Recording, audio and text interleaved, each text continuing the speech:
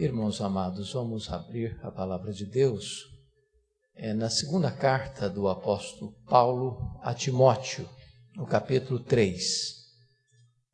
Segunda carta do apóstolo Paulo a Timóteo, no capítulo 3.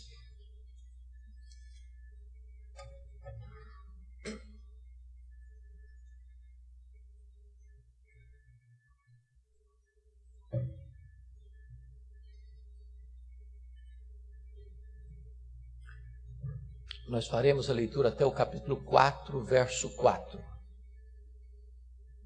Nós acabamos de cantar sobre o céu, mas enquanto não chegamos lá, a caminho de lá, os dias não são fáceis. E sobre isso Paulo vai nos alertar nesse texto.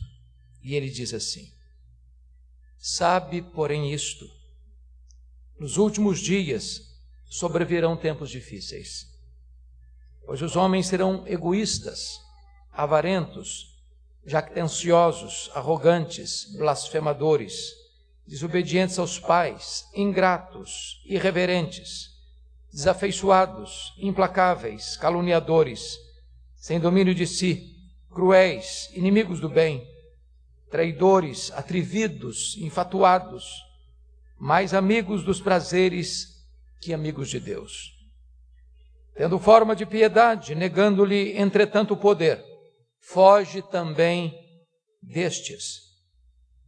Pois entre estes se encontram os que penetram sorrateiramente nas casas e conseguem cativar mulherinhas sobrecarregadas de pecados, conduzidas de várias paixões, que aprendem sempre, jamais podem chegar ao conhecimento da verdade.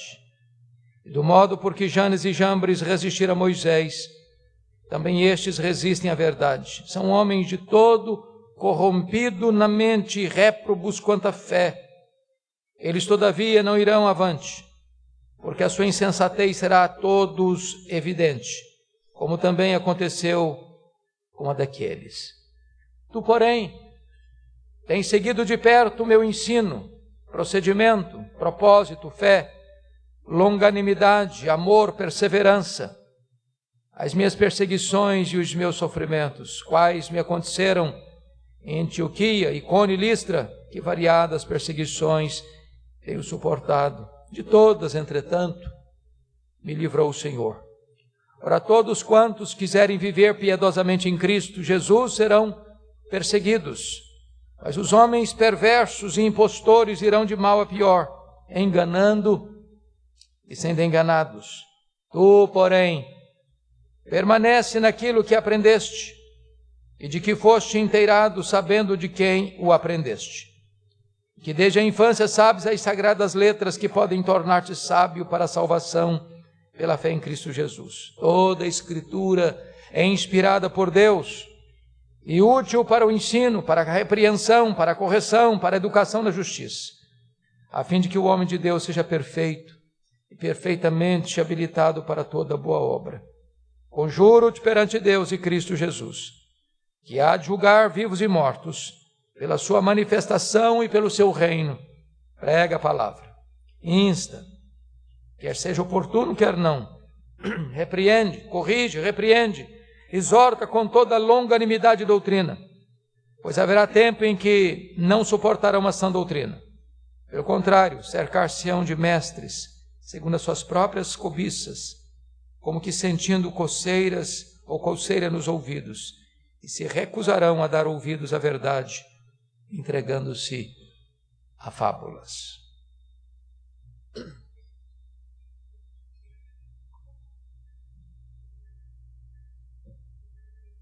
O tema que eu gostaria de tratar com vocês é como enfrentar o fim dos tempos vitoriosamente.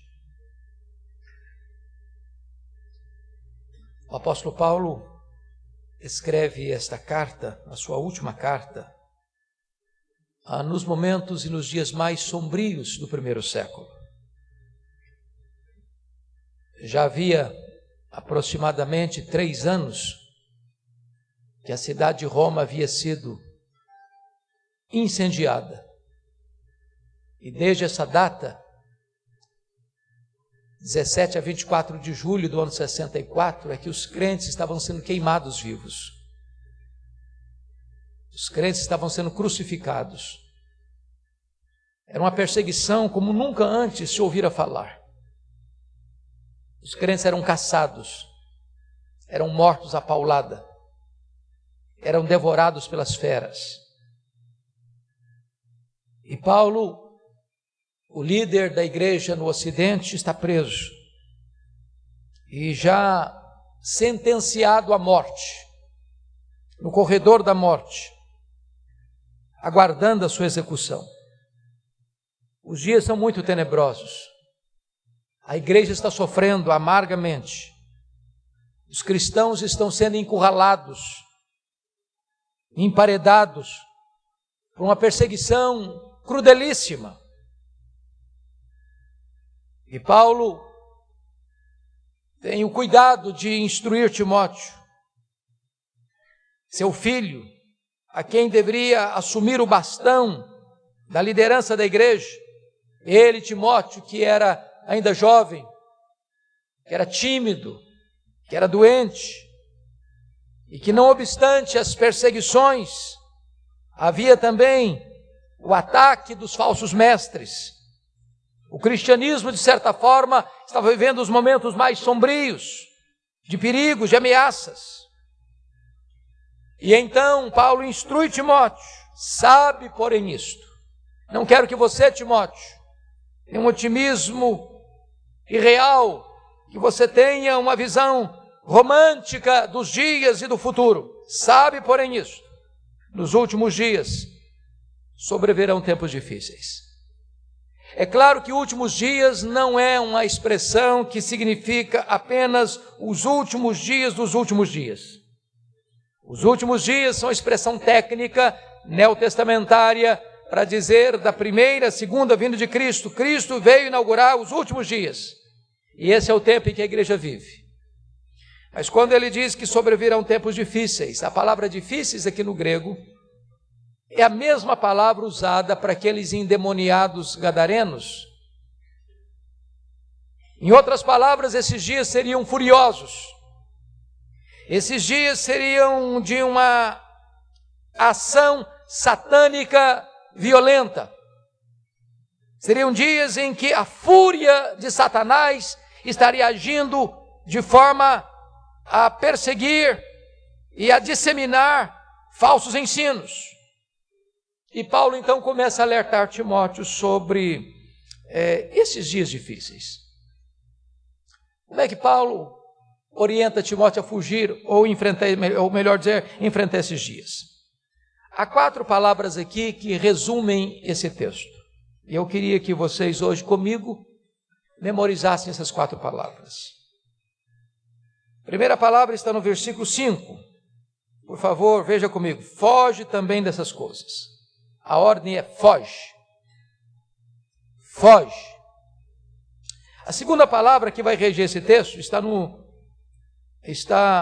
anotem comigo, no versículo 10. Tu tens seguido. E a palavra nós poderíamos mudar para segue. Segue. A terceira palavra que rege esse texto está no versículo 14. Confira comigo. Permanece. Permanece. E a última palavra que rege esse texto está no capítulo 4, verso 2. Prega. Prega a palavra. Como é que Timóteo deveria enfrentar esses dias furiosos? De 4 maneiras. Foge. Segue. Permanece. Prega. É sobre isso que eu quero tratar com vocês nesta noite, sobre essas 4 palavras. Primeiro, irmãos, nós precisamos fugir do espírito que marca o fim dos tempos. Se você percebeu, do verso 2 ao verso de número 5, Paulo está fazendo uma lista dos vícios, dos pecados, das mazelas, das transgressões, da decadência moral, espiritual da sua geração. Talvez lista só superada por Romanos 1. E ao fazer isso, Paulo vai nos instruir que o problema do homem é que ele está invertendo os valores de Deus. A sociedade, irmãos, está invertendo os valores de Deus. Aquilo que deveria ser rejeitado é aplaudido. Aquilo que é aplaudido deveria ser rejeitado. Os valores estão de ponta cabeça. E eu chamo a sua atenção para um fato curioso. É que Paulo começa essa lista e encerra esta lista com 3 palavras. As 2 primeiras e a última, cuja raiz está a palavra amor. No grego você sabe que tem um amor ágape, tem um amor filéu, tem um amor estorguê e tem um amor eros. Ele vai usar aqui a palavra filéu, de onde vem, por exemplo, filosofia, amor à filosofia. E ele abre essa lista com 2 palavras e termina essa lista com a última palavra que vamos destacar. Primeiro ele diz, os dias vão ser difíceis, pois os homens serão egoístas. A palavra egoísta, no grego, é a palavra philautos. O verbo filéu, mas o autós de si mesmo. Então o problema do homem é que ele é um ser philautos. Ele é amante de si mesmo. Essas palavras eu queria que vocês decorassem comigo hoje. Você pode repetir a palavra philautos. Philautos. Os homens serão philautos. É o cara que ama a si mesmo. É o narcisista. Está apaixonado por si mesmo. Ele é amante de si mesmo. Mas não é aquele amor próprio, sadio, que você deve amar o seu próximo como a você mesmo. É aquele amor próprio que faz do seu eu o centro do universo. Que você olha para o outro não como alguém que deva ser servido, mas como alguém que deva ser explorado. É quando você acha que a sua vontade é que tem que prevalecer, o seu querer tem que dominar, que todo mundo tem que viver para servir você, porque você adora você mesmo, você ama você mesmo a ponto de idolatrar o seu próprio eu. Esse é o problema do ser humano. Mas a segunda palavra, notem comigo, versículo 2, os homens serão também o quê? Avarentos. E a palavra avarento é filarguros. E arguros é prata. Traduzindo literalmente, os homens serão não apenas amantes de si mesmo, mas amantes da prata, amantes do dinheiro. Pensem comigo se não é este hoje um dos grandes dramas da sociedade contemporânea, materialista, consumista, onde o amor do dinheiro de fato tem sido um motor que tem gerado as grandes crises morais de todos os setores da sociedade. Por amor ao dinheiro, os homens matam, os homens morrem, os homens casam, os homens descasam, os homens corrompem, os homens são corrompidos, os homens mentem, os homens fazem falcatruas. Por quê? Porque o amor deles está mal dirigido. Eles amam o dinheiro, eles vivem pelo dinheiro, eles fazem de tudo na vida por causa do dinheiro, do amor ao dinheiro. Eles são filautos, eles são, em segundo lugar, filarguros. Repete essa palavra comigo, filarguros. Esse é o problema do homem, ele é filautos e ele é filarguros. Mas como é que Paulo conclui essa lista? Veja comigo no versículo de número 4. Ele conclui assim: mais amigos dos prazeres que amigos de Deus. E amigos dos prazeres é filedonos. Filedonos é o homem amante da diversão, amante do prazer, amante de tudo aquilo que traga para ele alívio das suas tensões carnais. Ele vive para isso. Ele adota a filosofia dos epicureus: comamos e bebamos, porque amanhã morreremos. Ele vive por prazer. Notem comigo que o problema central do homem é que o amor dele está mal dirigido. Em vez de ele adorar a Deus, amar o próximo e usar o dinheiro, ele se esquece de Deus ele adora a si mesmo, ele ama o dinheiro, ele usa as pessoas. A sociedade está num caos que está porque o amor das pessoas está completamente às avessas nas suas relações. Amam a si, amam o dinheiro e amam o prazer.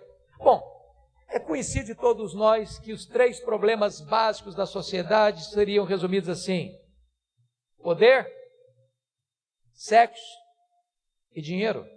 Pois os 3 problemas estão aqui. O homem é amante de si mesmo, ele quer poder.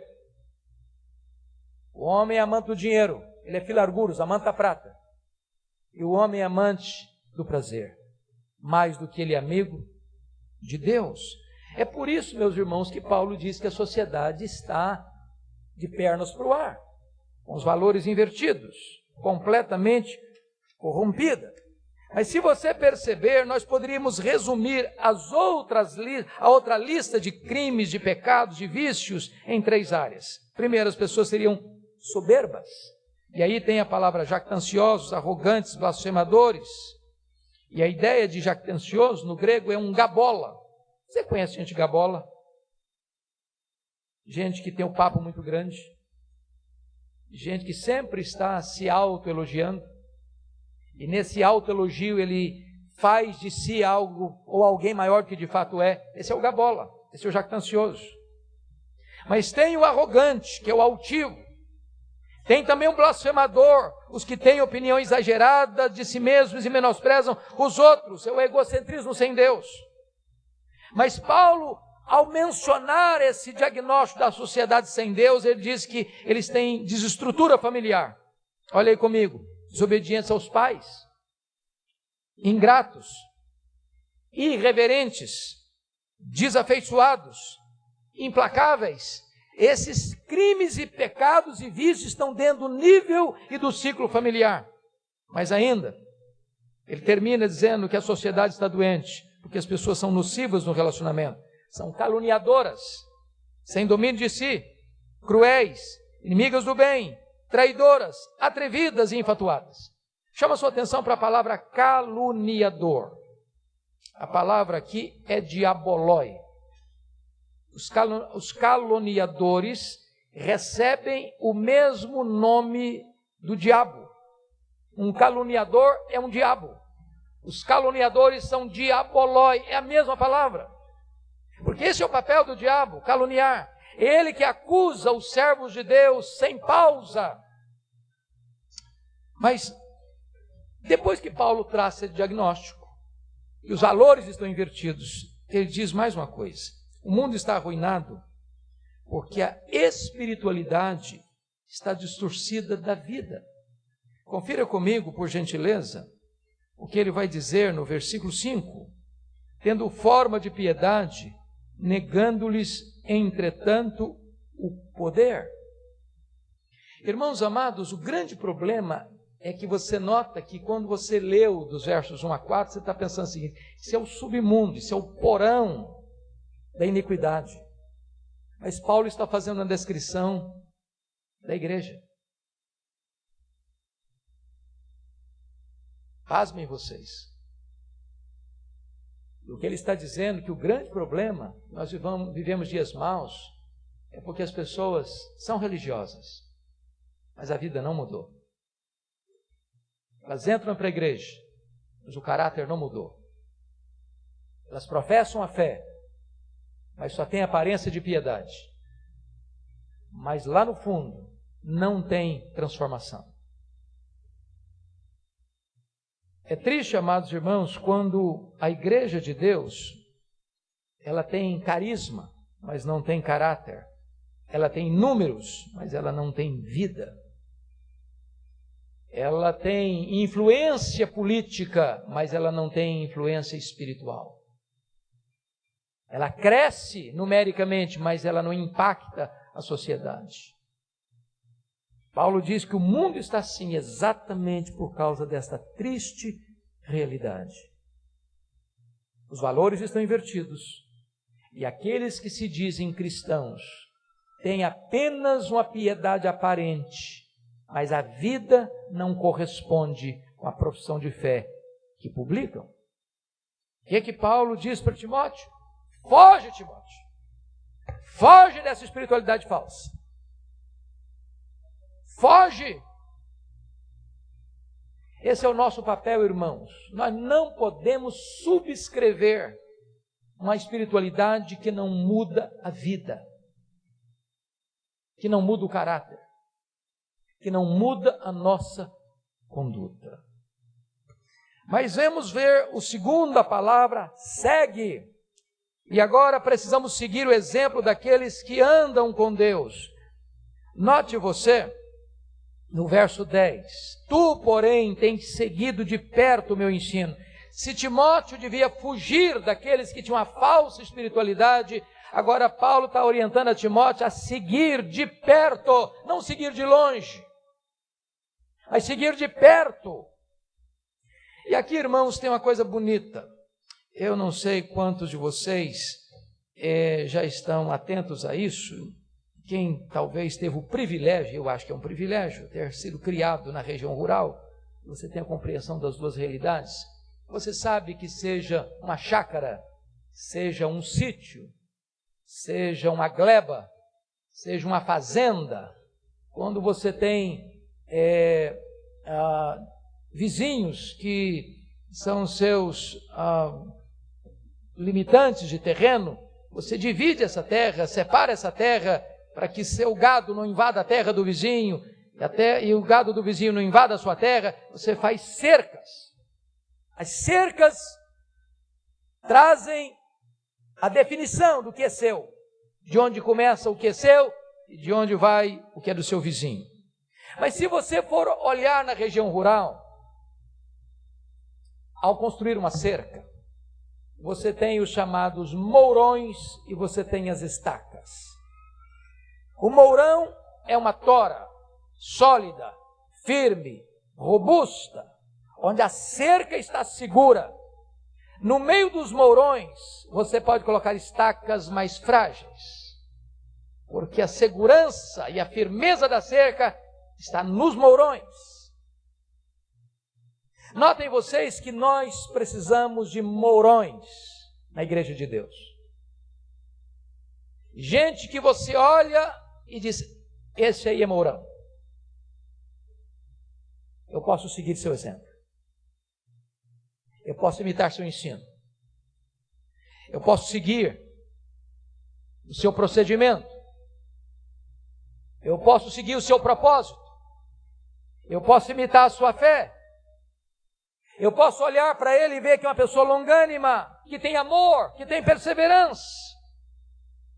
Então notem, amados irmãos, que do mesmo jeito que nós temos que fugir de uma falsa espiritualidade, nós temos que seguir modelos, exemplos, mourões. E Paulo está dizendo, Timóteo, para você, meu filho, eu sou um mourão. Você tem que seguir de perto meu ensino, meu procedimento, minha paciência, a minha perseverança, a minha fé. Então, Timóteo, em vez de você ficar perturbado com aqueles que dizem ser e não são, siga o meu exemplo. Olha para mim. Veja o que eu faço. Siga as minhas pegadas. Mas como é que você pode, amado irmão, ainda distinguir o que é um mourão? O que é um exemplo que você deve seguir daqueles que você deve fugir? Preste atenção no que ele vai dizer no versículo de número 10. Um líder cristão, um homem cristão, uma mulher cristã, um crente maduro, um crente comprometido com os valores de Deus, é alguém que tem disposição de sofrer pelo Evangelho. Se você observar a característica dos falsos mestres, é que os falsos mestres não têm disposição de sofrer. Eles querem benesses, eles querem prestígio, eles querem aplausos, eles querem benefícios, eles querem riquezas, eles querem se locupletar, eles querem completamente fugir dessa agenda de sofrimento.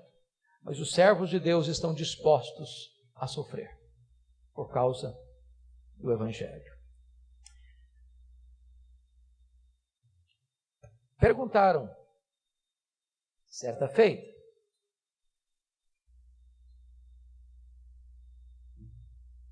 ao Dr. Francisco Leonardo no seminário de Recife, quando ele era reitor daquele seminário.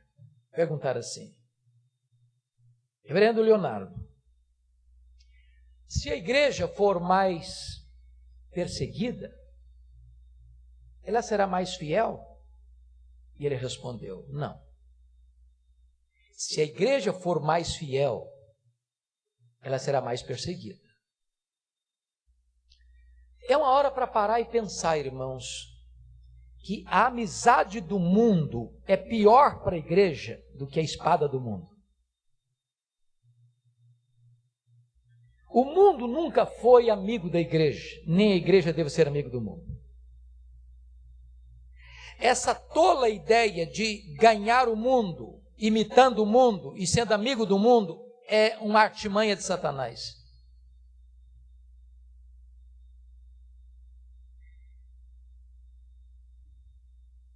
Se a igreja hoje não está sendo perseguida, irmãos, não é porque o mundo é bonzinho. Se a igreja não está sendo perseguida, é porque a igreja não está sendo fiel. Porque sempre que a igreja é fiel, ela incomoda o mundo. Ela afronta o mundo. Os valores da igreja não são os valores do mundo. Os princípios que regem a igreja não são os princípios que regem o mundo. E por isso Paulo chega no verso 12, eu queria que toda a igreja lesse comigo, por favor, vamos juntos? Ora, todos quantos querem viver piedosamente em Cristo Jesus serão perseguidos. Não a maioria, não alguns, todos. E eu pergunto a você, você tem sido perseguido por causa da sua fé? O fato de você ser um cristão tem trazido para você determinados desconfortos? Porque se você não está sendo perseguido, é hora de você checar se de fato você tem vivido piedosamente em Cristo. Agora notem vocês, no versículo 13, mas os homens perversos e impostores irão de mal a pior, enganando e sendo enganados. Presta atenção nisso. O falso mestre, o falso ensino, a falsa doutrina, ela pode ser popular por um tempo, mas chega uma hora que a máscara cai. O falso mestre pode se tornar um grande herói, mas uma hora a máscara cai.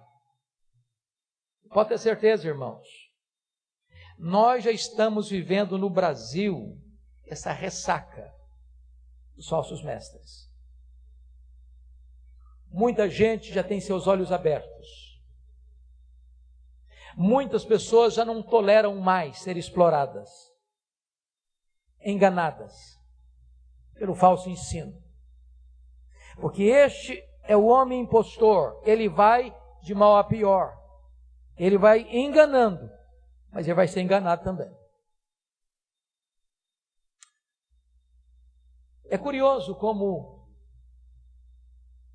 você vê isso todo dia. Eu não sei se você tem essa prática. De vez em quando, eu digo a mim mesmo assim, hoje eu vou ligar num programa de televisão e vou assistir 5 minutos e não vou mudar o canal.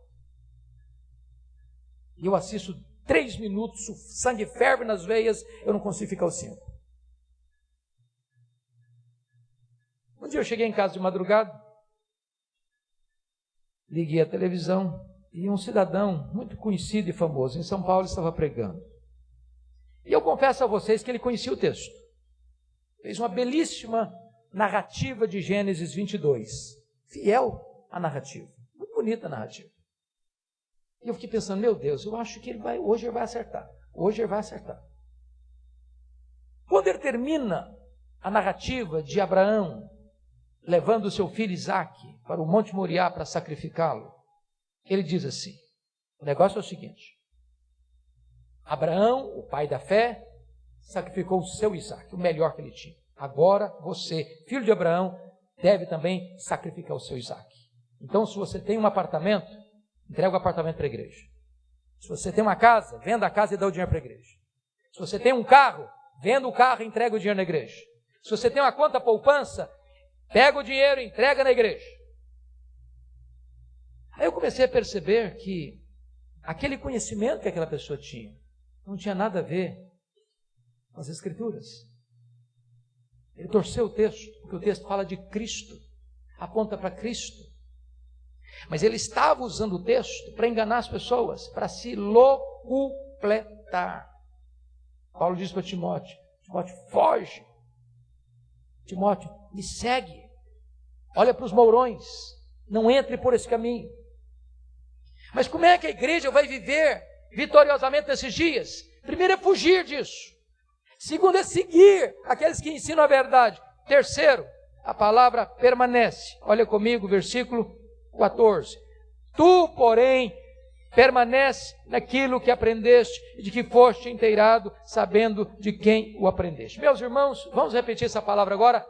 Permanece. Permanece. Por que Paulo está dizendo, Timóteo, permanece? Sabe por quê, irmãos? O mundo está mudando. E muda muito rapidamente. Eu disse ontem no culto Conexão com Deus,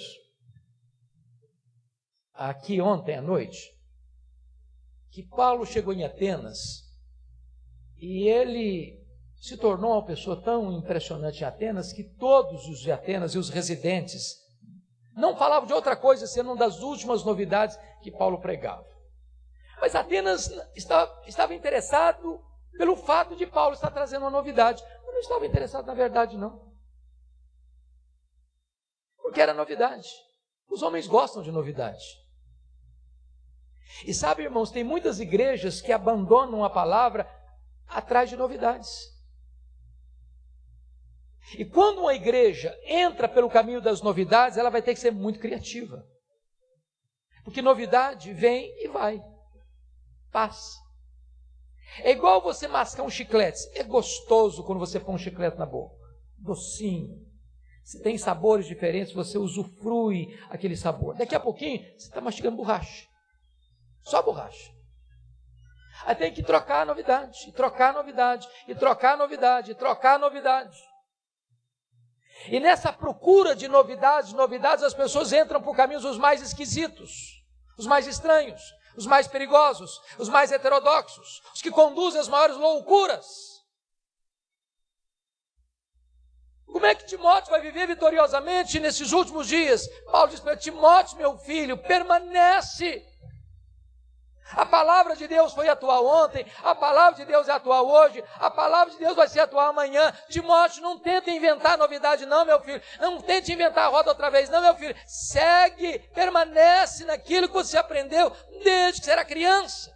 Aliás, a palavra que aparece aí, no versículo 15, infância, é a palavra grega brefos. Brefos. E brefos, no grego, descreve desde a vida intrauterina até a primeira infância. Essa semana eu li uma coisa bonita. Os médicos aqui depois me digam se procede ou não. Eu acho que procede, porque quem escreveu não deveria ter sido inconsequente ao escrever. Mas disse que uma criança, a partir dos 6 meses, já escuta o que os pais falam em voz alta e reage no ventre. Eu achei curioso que João Batista tinha 6 meses na barriga da mãe dele. Quando Jesus chegou, ele se alegrou. Então, uma dica aqui para os papais novos, cujas mamães estão esperando bebê. Começa a ler a Bíblia em voz alta. Olha que legal. Olha que benção. Pois Timóteo sabia as sagradas letras, aprendendo as sagradas letras, desde a vida intrauterina até a primeira infância. E Paulo diz, Timóteo, permanece nisso, filho. Muda não. Não corre atrás de novidade, não. Não busque a última novidade do mercado da fé, não. Permanece na palavra, permanece, filho. Porque lá fora as pessoas estão enganando e sendo enganadas, mas você permanece. Mas por que, Timóteo? Porque a palavra de Deus é que conduz à salvação. É a palavra de Deus que tem a salvação centralizada na pessoa de Cristo. É a palavra de Deus, Timóteo, que é inspirada, ela tem um sopro divino, ela é infalível, ela é inerrante, ela é suficiente, Timóteo. Não muda não, Timóteo. Sabe por quê? Porque a palavra de Deus, ela é útil, Timóteo, para o ensino e doutrina, o que é certo, pela repreensão, o que não é certo, pela correção, como se tornar certo, e educação na justiça, como permanecer certo. Como é que nós vamos enfrentar esses dias difíceis, irmãos, furiosos, permanecendo-nos firmes na palavra de Deus? Mas eu disse que o texto foi regido por 4 palavras, lembram? A primeira é foge. A segunda é segue. A terceira é permanece. A quarta é prega. Então vamos ao capítulo 4. Conjuro-te perante Deus e Cristo Jesus, que há de julgar vivos e mortos pela sua manifestação e pelo seu reino, prega a palavra. Então note comigo aqui uma coisa, a base dessa exortação. Por que você e eu somos exortados a pregar? Primeiro, querido, porque nós devemos entender que nós vamos prestar contas. Se você ouviu o Evangelho, você foi transformado pelo poder do Evangelho, você não é um receptáculo, você é um canal. E essa ordem ela é dada a Timóteo, às crianças, aos adolescentes, aos jovens, aos casais, aos idosos. Prega a palavra. Note que não é pregar sobre a palavra, é pregar a palavra. Você não cria mensagem, você entrega a mensagem. Você não é dono da mensagem, você é servo da mensagem. Prega a palavra. Não é a sua eloquência, não é o seu argumento, não é a sua oratória, não é a sua facilidade de comunicação, é a palavra, é o poder do Evangelho. Prega! Às vezes eu fico a imaginar que hoje nós nos tornamos muito mais defensores da palavra do que pregadores da palavra. Eu gosto muito da fala de Charles Haddon Spurgeon. Ele disse o seguinte: você não precisa defender um leão, basta soltá-lo. Prega. Deixa as consequências para o Espírito Santo. Prega a palavra. Deus chama os seus pela pregação da palavra. A fé vem pela pregação da palavra.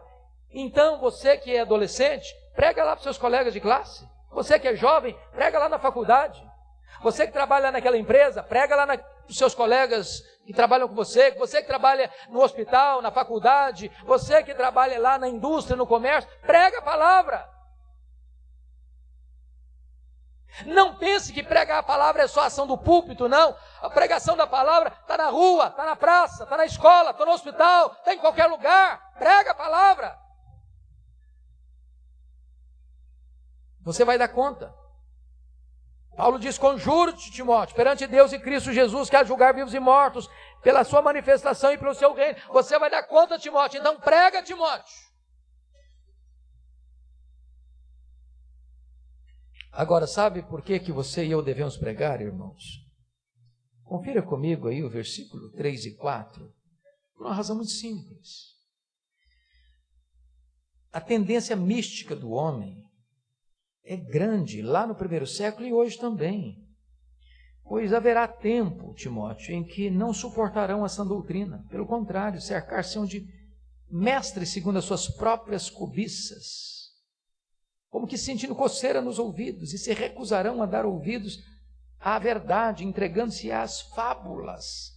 Veja você que, na mesma medida que você tem a ordem de pregar a palavra, tem gente pregando fábulas, tem gente pregando falsas doutrinas, tem gente pregando aquilo que não é a verdade, são os falsos mestres. As pessoas vão se cercar desses falsos mestres, sentindo coceira nos ouvidos, querendo escutar novidades, e nessa conjuntura de tanto misticismo, tanto sincretismo, Paulo diz para Timóteo, meu filho, prega a palavra. Irmãos, é muito triste quando você vê na nação brasileira tanta gente dizendo que o negócio é sal grosso, que o negócio é óleo ungido, que o negócio é copo d'água em cima do rádio, que o negócio é uma toalha suada, que o negócio é um expediente místico hoje, outro expediente místico amanhã, cada dia inventando uma maluquice. E de Paulo está dizendo: ô Timóteo, meu filho, saiba de uma coisa, as pessoas vão procurar essas maluquices todas, mas você tem um compromisso, filho, prega a palavra. Então, amados, eu gostaria de concluir. Essa pregação tem que ser urgente. Insta, quer seja oportuno, quer não. Essa pregação tem que ser contextual. Corrige, repreende, exorta. Essa pregação tem que ser paciente, com toda longanimidade. Essa pregação tem que ser fiel, com toda doutrina. Como é que nós vamos viver esses dias? Só reclamando? Só murmurando? Só lamentando? Só dizendo, está ruim mesmo, está mal, vai ficar pior ainda. Paulo está dizendo, você quer enfrentar vitoriosamente esses dias, meu filho? Primeiro, você tem que fugir daquilo que é ruim. Segundo, você tem que seguir bons exemplos. Terceiro, você tem que permanecer firme na palavra, firme. Nem para lá, nem para cá. Fica firme. Venha vento para cá, sopra vento para lá, fica firme. As novidades vêm, as novidades vão, fica firme. Mas Timóteo, a palavra não pode ser retida não, filho.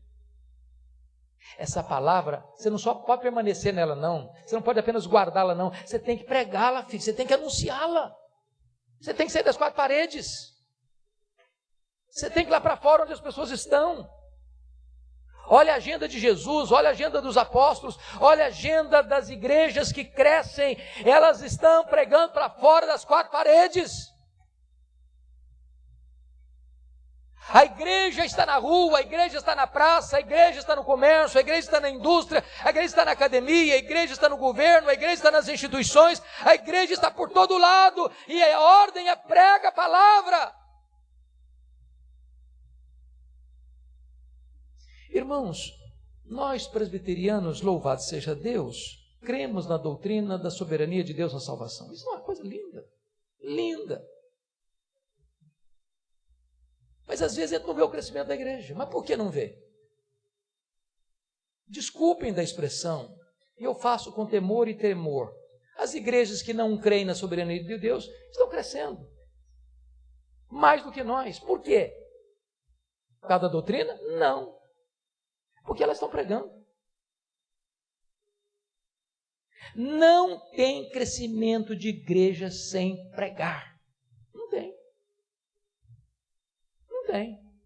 Não tem colheita sem semeadura. Não tem. Então você não quer ver bancos vazios dessa igreja num domingo à noite? É preciso que você e eu tenhamos compromisso com a agenda do reino. Prega a palavra. Prega a palavra. Lá na sua família, lá no seu trabalho, lá nas suas viagens, lá no ônibus, lá no táxi, lá no avião. Prega a palavra. Que Deus nos ajude, irmãos, a vivermos vitoriosamente esses dias difíceis. Vamos repetir as 4 palavras que aprendemos hoje? Primeiro, foge. Segundo, segue. Terceiro, permaneça. Quarto, prega. Que Deus nos ajude.